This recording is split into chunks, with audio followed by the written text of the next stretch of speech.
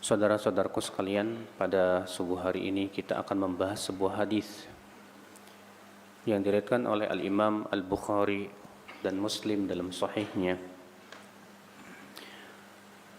dari hadis Abdullah bin Amr bin Al-As. Rasulullah sallallahu alaihi wasallam bersabda, "Uridat 'alayya al-umam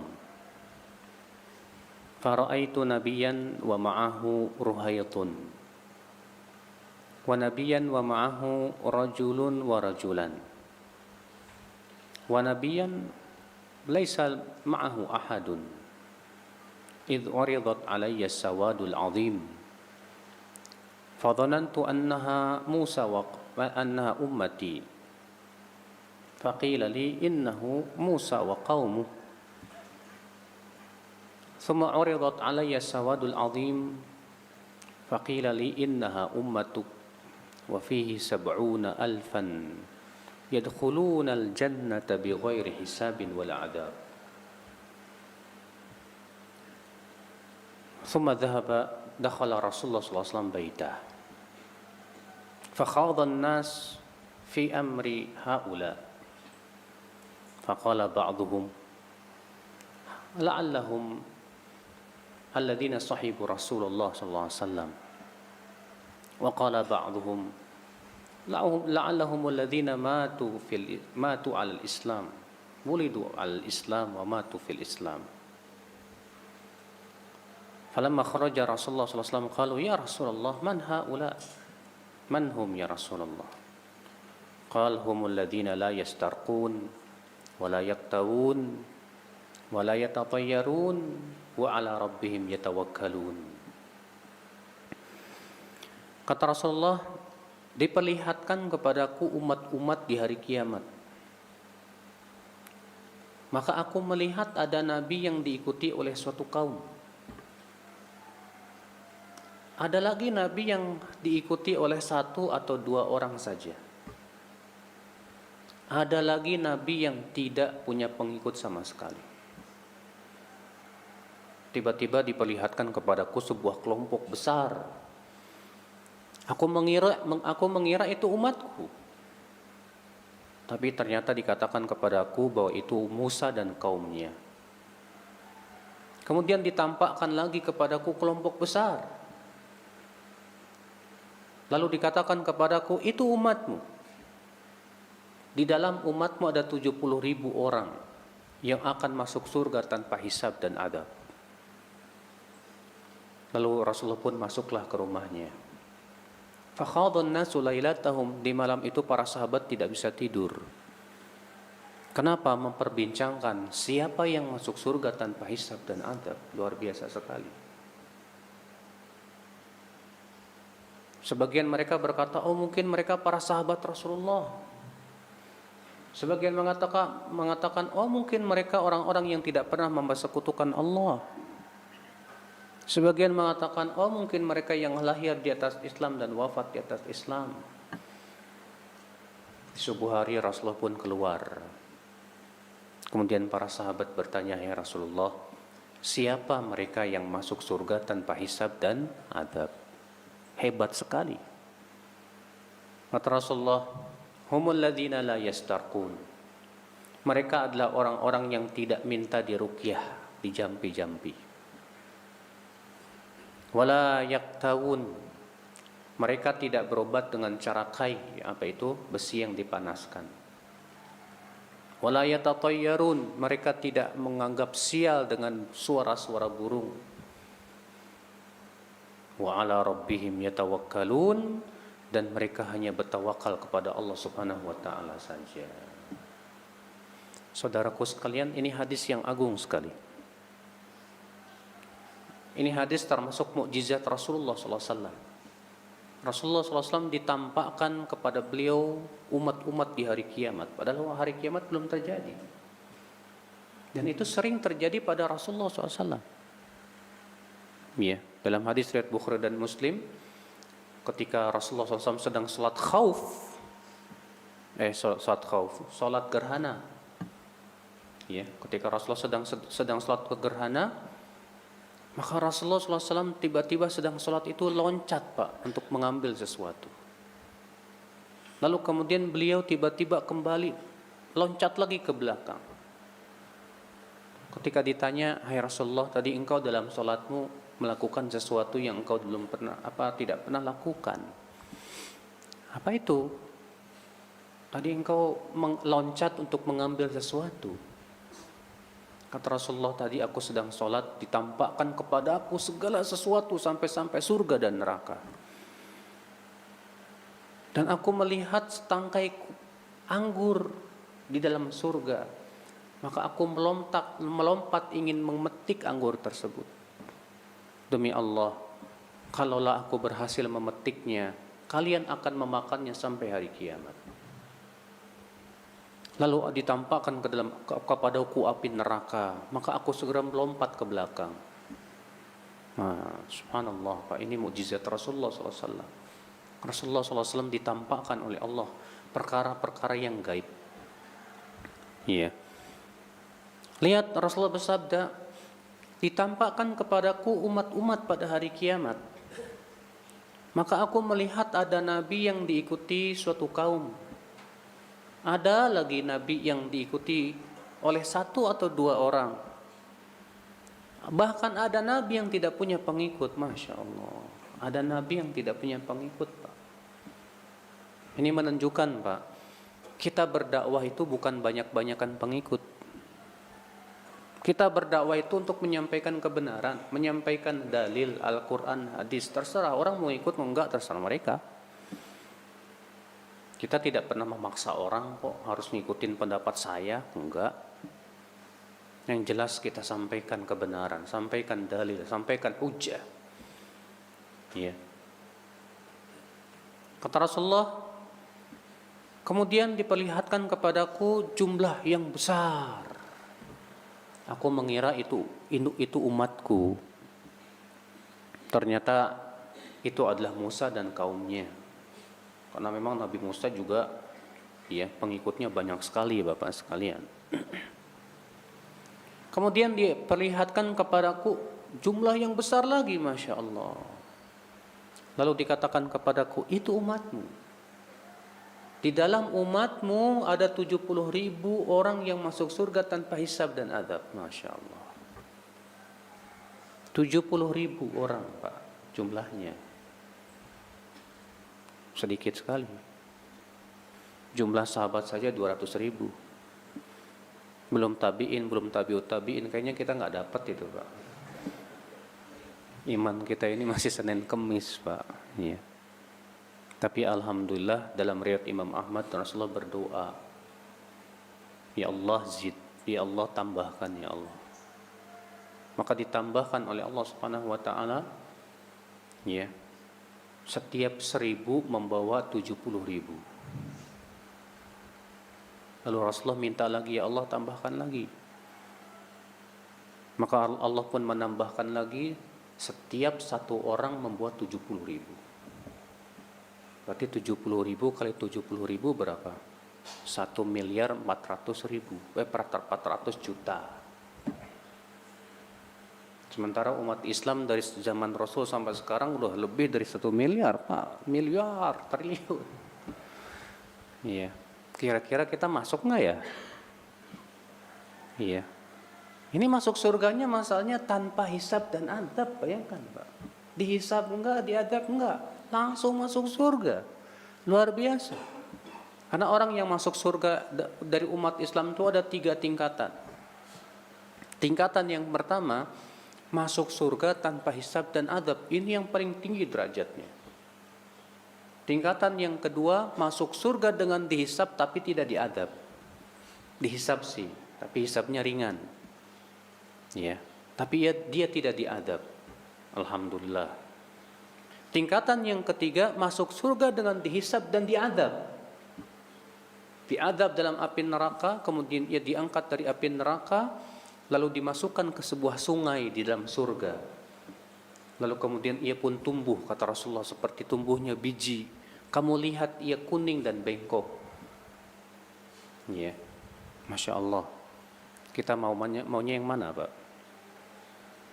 Saya mah yang terakhir juga nggak apa-apa. Aduh, jangan, Pak. Ya, masuk surga tapi dicap di jidatnya eks neraka jahanam, gimana? Ya, kayak antum dicap eks napi gimana gitu kan, gak enak banget. Kita tidak ingin seperti itu, Pak. Kalau tidak yang pertama, maka yang apa? Yang kedua. Siapa mereka? Orang-orang yang masuk surga tanpa hisab dan azab itu. Nah, di sini Rasulullah SAW memberikan sifat-sifatnya. Kata Rasulullah, humul ladzina la yastarqun. Mereka itu orang-orang yang tidak minta diruqyah. Dalam satu riwayat Muslim dengan lafaz humul ladzina la yarqun. Mereka adalah orang-orang yang tidak meruqyah. Namun kata para ulama, lafaz ini syadz. Lafaz ini tertolak karena bersendirian padanya seorang perawi yang diselisih oleh perawi yang lain yang lebih thiqah dan lebih banyak jumlahnya. Karena kebanyakan perawi meriwayatkan dengan lafaz humul ladzina la yastarqun. Mereka adalah orang-orang yang tidak minta diruqyah. Sebab dalam lafaz pertama itu mereka adalah orang-orang yang tidak meruqyah. Ya. Sementara Rasulullah meruqyah. Malaikat Jibril meruqyah. Sebagian sahabat meruqyah. Malaikat Jibril pernah datang ke Rasulullah SAW dalam keadaan Rasulullah sedang sakit. Lalu malaikat Jibril berkata, "Ishtakaita ya Muhammad, kamu sedang sakit ya Muhammad?" Kata Rasulullah, "Iya." Maka kemudian malaikat Jibril pun memegang bagian Rasulullah yang sakit sambil beliau berkata, "Bismillahi arqiq min kulli syai'in yu'dhik wallahu yashfik." Bismillahi arqiq. Itu hadisnya dalam riwayat Muslim dalam sahihnya. Rasul juga meruqyah, para sahabat juga meruqyah. Bagaimana dikatakan di situ mereka adalah orang-orang yang tidak meruqyah? Berarti mereka semua enggak masuk surga tanpa hisab tuh. Tidak mungkin. Maka dari itu lafaz ini adalah lafaz yang syadz. Lafaz yang sahih, yang benar, mereka adalah yang tidak minta diruqyah. Namun para ulama berbeda pendapat, Pak. Apa maksudnya tidak minta diruqyah? Apakah tidak minta diruqyah sama sekali? Diruqyah itu artinya dijampi-jampi ya. Pakai ayat-ayat Al-Qur'an, doa-doa yang bagus, itu namanya diruqyah. Ya, kalau bapak kemasukan jin diruqyah, bapak sakit diruqyah, begitu. Nanti kita akan jelas apa itu makna ruqyah. Mereka adalah orang-orang yang tidak diruqyah. Sebagian ulama mengatakan maksud hadis ini yaitu mereka adalah orang-orang yang tidak minta diruqyah dengan ruqyah yang syirik.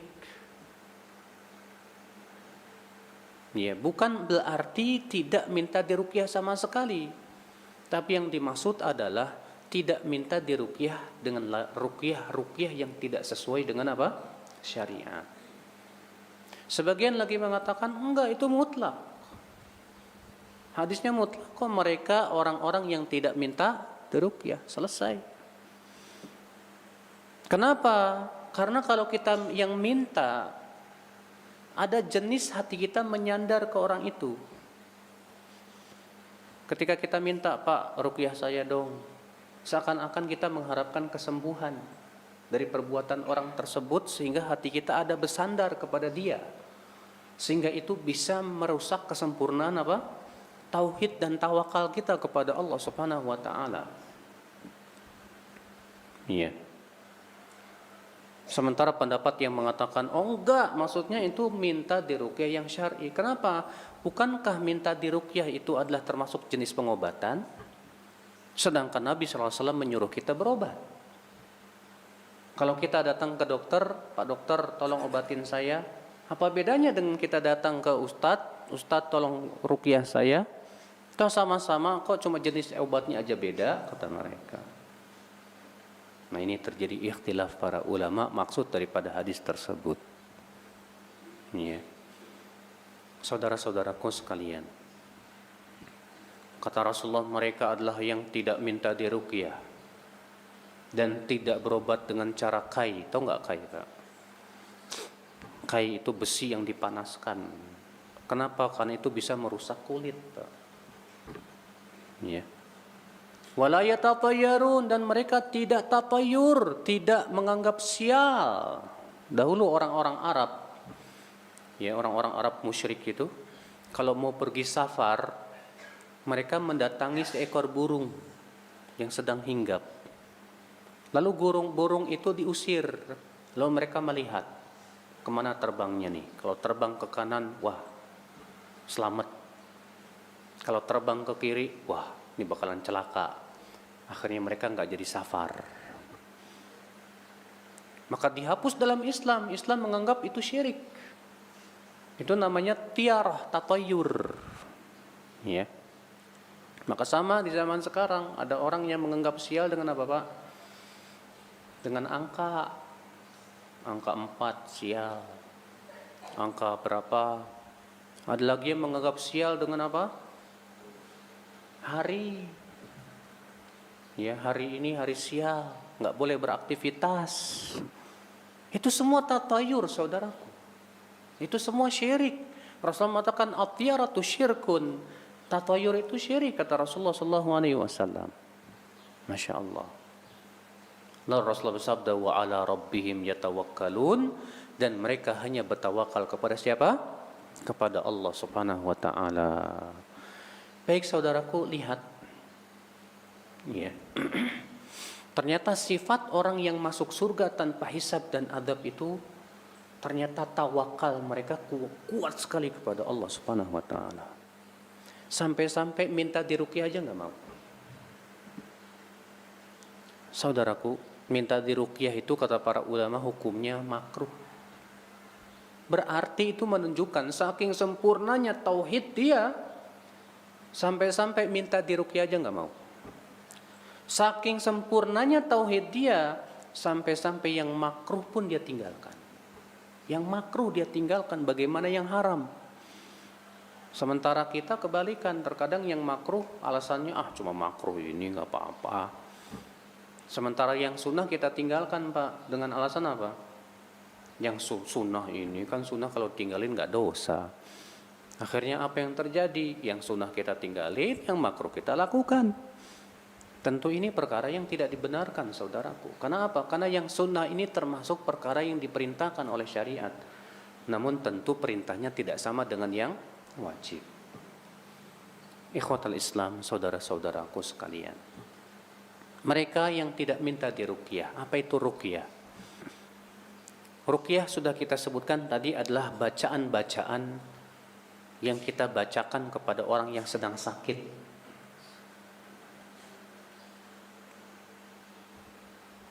Dan ruqyah ada dua macam. Ada ruqyah yang syar'iyyah, yaitu ruqyah yang sesuai dengan syariat. Dan ada ruqyah yang ghairu syar'iyyah, yang tidak sesuai dengan syariat. Apa itu ruqyah yang sesuai syariat? Imam As-Suyuti memberikan 3 syarat. Kapan disebut ruqyah itu ruqyah yang syar'iyyah? Yang pertama, tidak mengandung kesyirikan. Tidak mengandung apa? Kesyirikan, Pak. Yang kedua,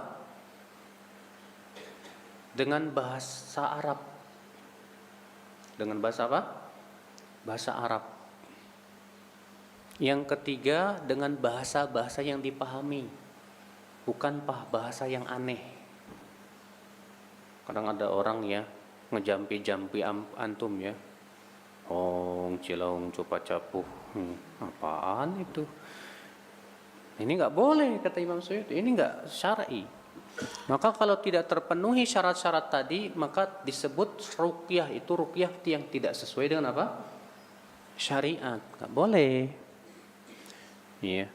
Saya pernah, Pak, waktu saya ke daerah Siantar sana, di sebuah perkampungan tanah Jawa namanya. Di situ, ya, saya diperlihatkan kan karena petani-petani di situ mengeluh karena apa? Karena tanaman jagungnya habis sama tikus. Nah, rupanya salah satu orang yang dianggap pintar di situ menulis sebuah tulisan dengan bahasa Arab di kertas.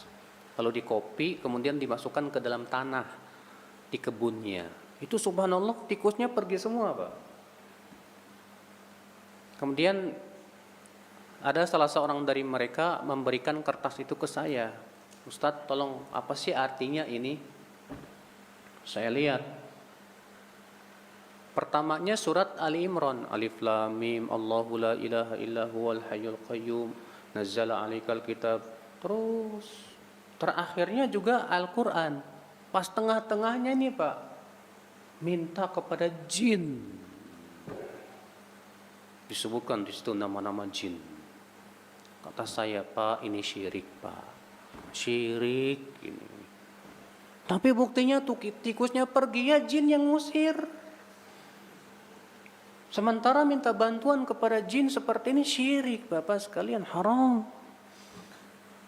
Demi untuk mendapatkan sedikit dunia, kemudian kita gadaikan akidah kita. Jangan, Bapak. Iya. Allah mengatakan dalam surat Al-Jin, wa annahu kana rijalun minal ins ya'udzuuna birijalin minal jin fazaduhum rahaqa. Sesungguhnya di antara laki-laki manusia itu ada yang minta perlindungan kepada laki-laki jin, dan para jin itu menambah mereka kesesatan. Tuh lihat, ya, Masya Allah. Maka dari itu Bapak sekalian, ya, ruqyah yang syariah itu yang seperti apa? Dengan bacaan Al-Quran. Contohnya disebutkan dalam hadis riwayat Muslim bahwa Abu Sa'id Al-Khudri dan beberapa sahabat dalam sebuah perjalanan singgah di sebuah perkampungan. Kemudian rupanya kepala kampung di situ tersengat kalajengking. Sementara orang-orang yang ada di kampung itu sedang pada pergi semuanya. Akhirnya mereka datanglah kepada Abu Sa'id. Hal minkum min raqin? Apa di antara kalian ada yang bisa meruqyah? Kata Abu Sa'id, iya ada, aku. Ini kepala kampung kami disengat kalajengking. Iya, tolonglah salah seorang dari kalian meruqyah. Kata sahabat, mau, boleh, tapi upahnya apa? Kami minta upah dong.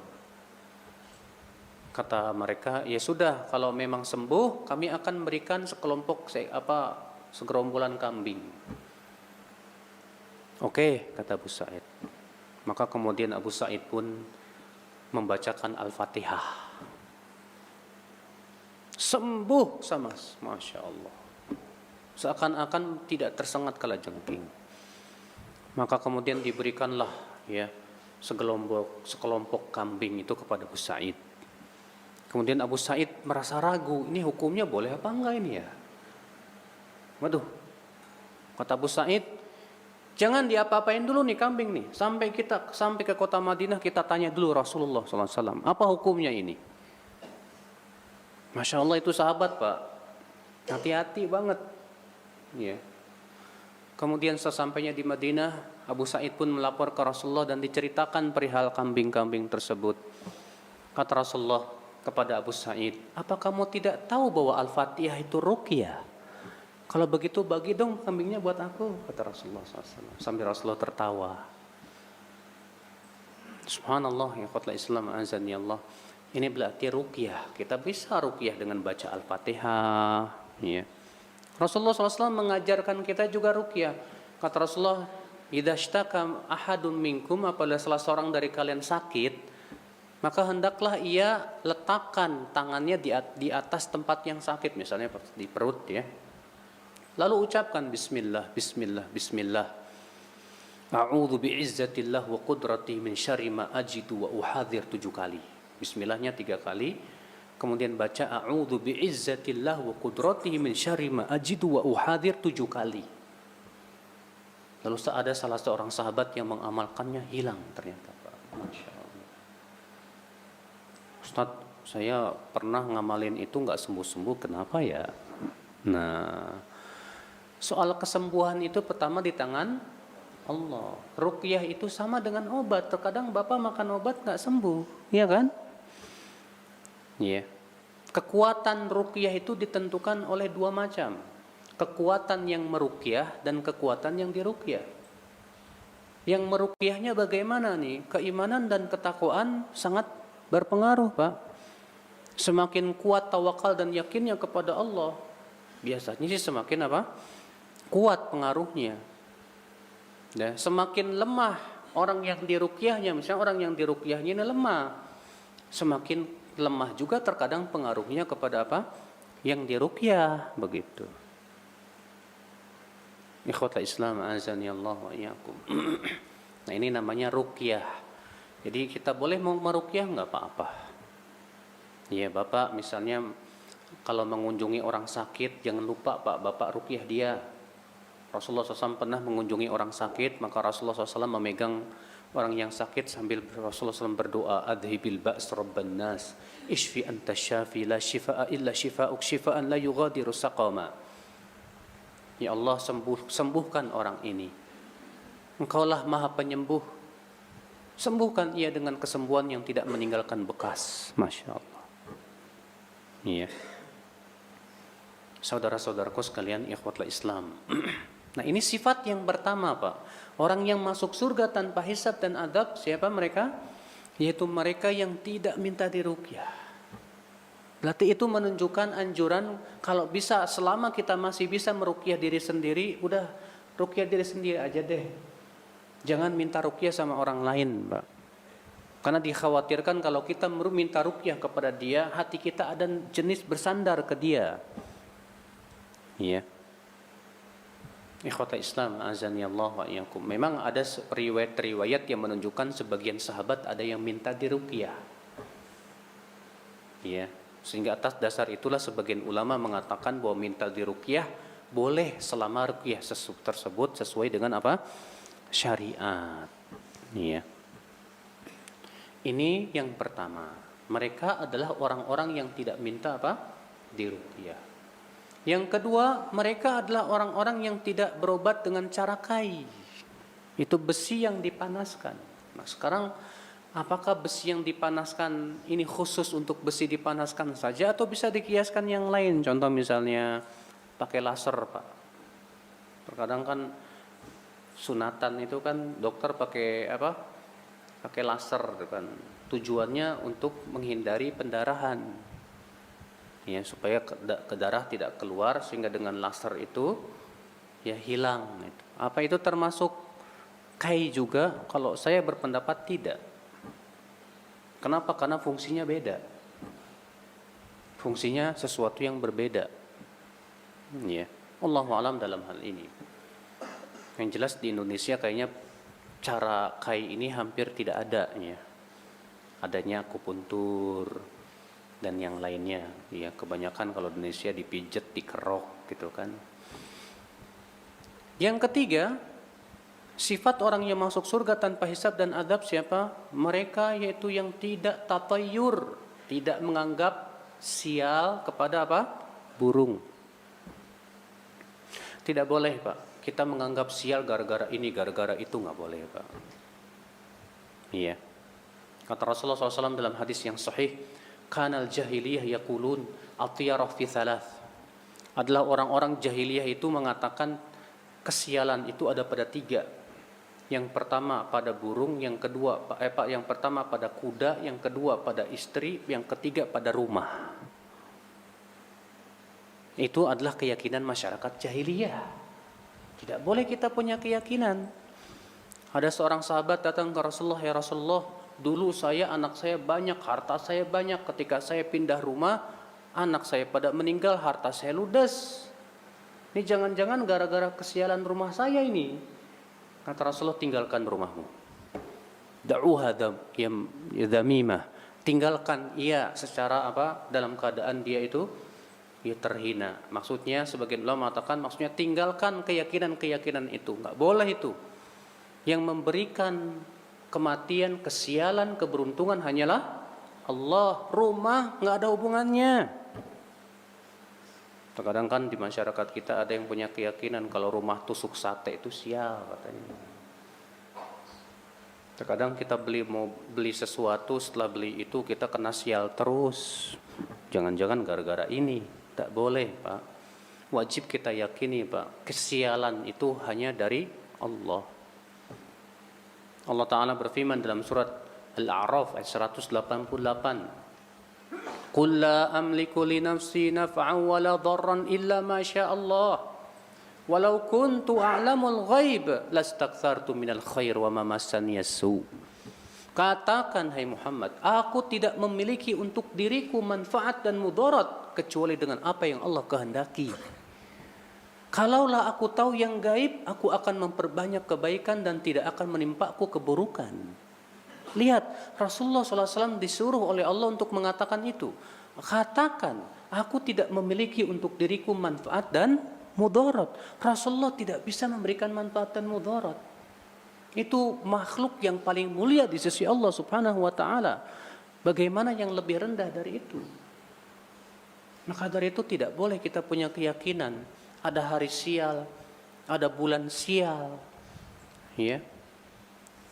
Terkadang ada di masyarakat kita, Pak, pas mau nikahan tuh dihitung dulu namanya tuh, Pak, dihitung-hitung. Wah, ini namanya nggak cocok nih. Ya nanti terjadi apa-apa nanti. Masya Allah. Di sini ada nggak kayak gitu? Nggak ada ya. Kalau di Jawa saya masih banyak tuh, Pak. Ya. Menghitung nama itu. Masya Allah. Itu kan termasuk tatoyur, termasuk menganggap sial dengan nama. Padahal kan yang memberikan kesialan hanya Allah Subhanahu wa taala. Nah, saudara-saudaraku sekalian, ya, mereka tidak melakukan tatoyur. Kata para ulama, tatoyur itu termasuk syirik kecil. Berarti mereka tinggalkan itu syirik-syirik kecil itu, Pak. Ya. Tatoyurnya, riyaknya, ininya. Masya Allah, saking sempurnanya tauhid mereka kepada Allah Subhanahu wa taala. Masya Allah.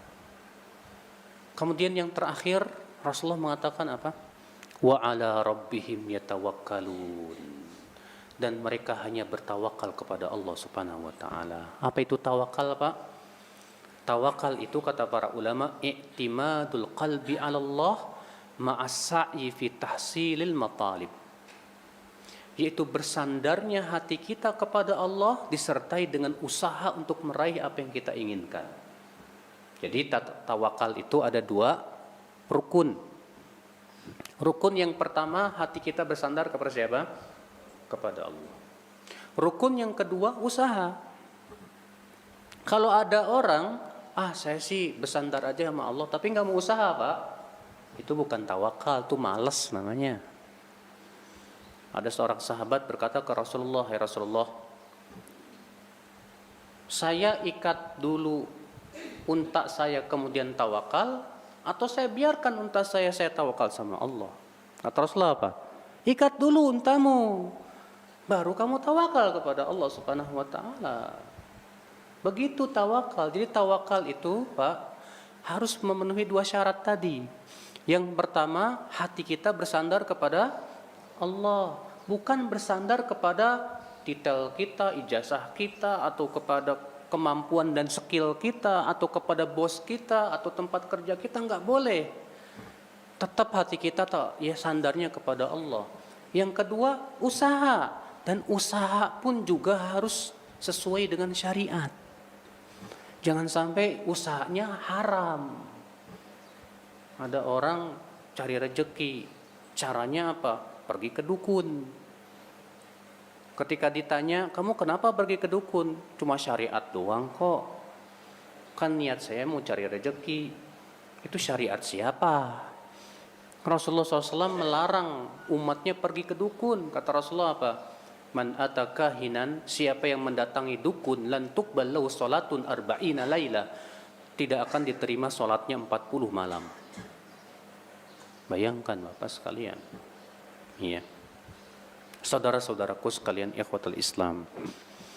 Jadi tawakal itu adalah hakikatnya hati kita bersandar hanya kepada Allah Subhanahu wa taala sambil kita berusaha. Iya. Dan tawakal itu membuka pintu-pintu rezeki Bapak sekalian. Masya Allah. Dalam hadis yang dikeluarkan oleh Tirmidzi, Rasulullah SAW bersabda, "Lau annakum tatawakkaluna 'ala Allahi haqqa tawakkulihi la razaqakum kama yarzuqut tayr taghdu khimasan wa taruhu bitanan." Kalaulah kalian benar-benar bertawakal kepada Allah, maka Allah akan memberikan kepada kalian rezeki seperti Allah memberikan rezeki seekor burung. Di waktu pagi ia pergi dalam keadaan temboloknya kosong, di waktu sore ia pulang dalam keadaan temboloknya penuh. Bapak punya ayam di rumah? Kalau punya ayam, coba Bapak lihat. Pagi-pagi dia pergi tuh Pak, temboloknya kosong kan? Pergi dia ngapain? Cari rezeki. Padahal ayam modalnya apa? Ada yang nggak? Ada nggak ayam sekolah Pak? Nggak ada kan? Nggak ada ayam sekolah Pak. Nggak punya titel, nggak pernah belajar ekonomi, nggak pernah belajar manajemen. Ayam modalnya cuman paruh, ceker, udah. Cuma ayam tuh nggak pernah malas Pak masalahnya. Ayam itu sungguh-sungguh cari rezeki, pergi sana, korek sana, ambil sana, patuk sini, korek lagi. Wah, Masya Allah. Mana ada ayam diem aja. Gak ada ayam kayak gitu Pak. Ayam Masya Allah rajin sekali dia, pergi sana, pergi sini, cari rezeki. Sore hari pulang, lihat sama Bapak. Temboloknya penuh Pak. Penuh tuh temboloknya Pak. Masya Allah. Kata Rasulullah, kalau kita tawakalnya kita kayak ayam, kayak burung, Allah akan berikan rezeki kepada kita seperti Allah memberikan rezeki kepada siapa? Burung itu. Kita ini terkadang kalah sama ayam, Pak. Manusia itu lebih mulia dari ayam. Manusia punya akal pikiran. Allah berikan kepada mereka kemampuan untuk mencari ma'isyah dan yang lainnya. Enggak usah khawatir. Kalau kamu yakin Allah yang memberikan rezeki, kenapa harus takut? Allah Maha Kaya kok. Iya. Cuma masalahnya terkadang Allah uji dulu dengan rezeki yang seret. Untuk Allah ingin melihat sampai mana kejujuran tawakal kamu kepada Allah. Terkadang Allah begitu, ya. Allah ingin uji dulu nih sampai mana kekuatan kesabaran dia dan tawakal dia, ya. Kalau kita kuat, Masya Allah, baru Allah berikan kepada dia apa yang dia inginkan. Dibukakan pintu-pintu rezeki, Masya Allah. Makanya Allah Ta'ala berfirman, وَمَنْ يَتَوَكَّلْ عَلَى اللَّهِ فَهُوَ حَسْبُهُ إِنَّ اللَّهَ بَالِغُ أَمْرِهِ قَدْ جَعَلَ اللَّهُ لِكُلِّ شَيْءٍ قَدْرًا. Dalam surat At-Talaq itu. Siapa yang bertawakal kepada Allah, maka Allah lah yang akan mencukupinya. Ya. وَمَنْ يَتَوَكَّلْ عَلَى اللَّهِ فَهُوَ حَسْبُهُ Innallaha balighu amri, dan Allah pasti akan menyampaikan urusannya tersebut. Qad ja'alallahu likulli syai'in qadra, tapi Allah sudah menentukan waktunya masing-masing. Nah, saudaraku sekalian. Nah, inilah Pak, sifat orang yang masuk surga tanpa hisab dan adab. Sudahkah sifat itu ada pada diri kita? Kita meninggalkan yang makruh-makruh, bukan cuma yang haram, yang makruh pun kita tinggalkan. Kita tinggalkan syirik kecil, ya, syirik kecil kita tinggalkan, apalagi syirik besar. Dan hati kita hanya bertawakal kepada Allah, tidak bertawakal kepada kemampuan kita, tidak bertawakal kepada seseorang, kepada bos kita, kepada orang lain, tidak. Maka kalau kita sudah melakukan ini, insya Allah, dan kita istiqomah sampai meninggal kita termasuk orang yang masuk surga tanpa hisab dan adab. Semoga kita termasuk orang-orang seperti itu Bapak sekalian. Ini saja yang bisa saya sampaikan pada pagi hari ini.